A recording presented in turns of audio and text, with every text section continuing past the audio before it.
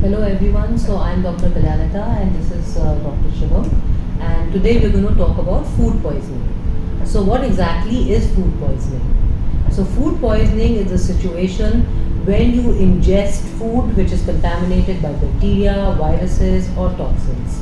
So Dr. Shivam, in your practice, when have you seen cases of food poisoning? Is it like seasonal, or when exactly do you see the maximum cases? Usually, I have seen cases throughout the year, but I feel that it is increased in summers due to the increase in temperature. Yes, I do agree. We have more cases of food poisoning in summer. And when I get a patient of food poisoning, usually the patients have symptoms that start with nausea and start with vomiting, diarrhea, muscle pain, stomach cramps, headache. So these are the symptoms that actually manifest in the patient, which takes approximately 6 to 24 hours. And these are the symptoms that we as doctors have to watch out for in the patient. So, Dr. Shivam, what according to you are the sources of food poisoning? As you have mentioned earlier, that the food poisoning is caused due to the bacteria, toxins, virus, and parasites. The sources of food poisoning are unpasteurized milk, raw meat, eggs, etc.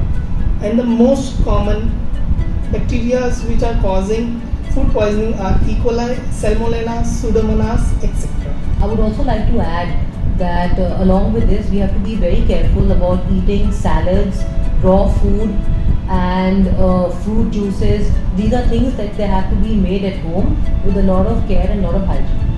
And the biggest risk of food poisoning are severe dehydration, high grade fever, blood in urine, and blurry vision. Dr. Kalyanida, how do we prevent the food poisoning? I think food poisoning can be prevented by keeping good hygienic measures. That means every time the food comes, you should wash and cook the food very well.